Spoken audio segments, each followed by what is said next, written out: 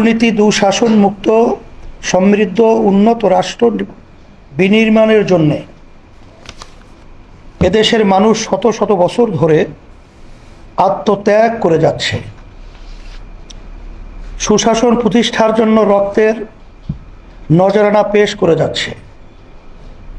তার ওই ধারাবাহিকতায় ২৪ জুলাই আগস্টেও আরেকটি গণ অভ্যুত্থান হয়েছে। আমাদের অতীতের আত্মত্যাগ বিফলে গেছে ভুল নীতি এবং অসুস্থ রাজনীতির কারণে। জুলাই অভ্যুত্থানকেও আমরা অতীতের মতো ব্যর্থ হতে দিতে পারি না। আবু সাঈদ ও মুগ্ধরা আমাদের স্মৃতিতে অম্লান হয়ে আছে। আহতরা এখনো ক্ষত বয়ে বেড়াচ্ছে। তাই প্রয়োজনীয় রাষ্ট্র সংস্কার এখনই করতে হবে। পতিত স্বৈরতন্ত্রের সাথে জড়িতদের বিচার করতে হবে। আরেকটা কথা স্পষ্ট ভাষায় বলে দিতে চাই, পিআর পদ্ধতিতে নির্বাচন আয়োজন করার কোনো বিকল্প নাই। গত ২৮ জুলাইয়ের জনসমুদ্র পিআর পদ্ধতির পক্ষে গণপ্রত্যাশার বহিঃপ্রকাশ ঘটিয়েছে। তার ওই ধারাবাহিকতায় আজকের এই গোল টেবিল বৈঠক। আজকে আমরা পলিসি লেভেলে আলোচনা করে পিআর পদ্ধতি বাস্তবায়নের পথে থাকা অস্পষ্টতা, দ্বিধা ও সম্ভাব্য সমস্যা চিহ্নিত করে তার সমাধানের পথ খুঁজব ইনশাআল্লাহ।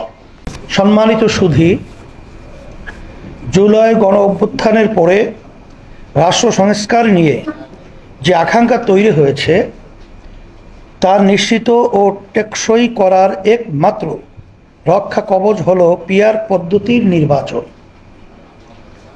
সংস্কারের ধারাবাহিকতা রক্ষায় পরবর্তী সরকারকে বাধ্য করার জন্য পিআরই একমাত্র উপায়।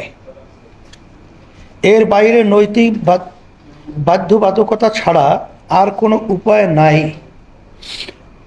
আমরা দেখতে পাচ্ছি জুলাই সনদ নিয়ে ঐক্যমত্যে পৌঁছানো যাচ্ছে না।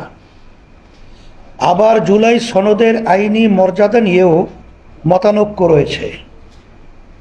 ফলে এখন চাপে পড়ে সংস্কারে রাজি না হলেও পরবর্তী রাজনৈতিক সরকার সংস্কার বহাল রাখবে কিনা সেই অনিশ্চয়তা এখনোই দেখা দিয়েছে। ২০০৮ সালে ৪৯% ভোট পাওয়া সত্ত্বেও সংসদে ২/৩ আসন লাভ করে সংবিধান কাটাছেঁড়া করার একক কর্তৃত্ব পাওয়ার নজির আমাদের দেশে আছে। বিদ্যমান ব্যবস্থায় আগামী নির্বাচনে একই পরিস্থিতির সম্ভাবনা আছে। তাই যদি হয় তাহলে সংস্কারের সকল চেষ্টা ভেস্তে যেতে পারে। তখন একক দলের সিদ্ধান্তে আইনসম্মতভাবেই আমাদের সংস্কার চিন্তার মৃত্যু ঘটবে।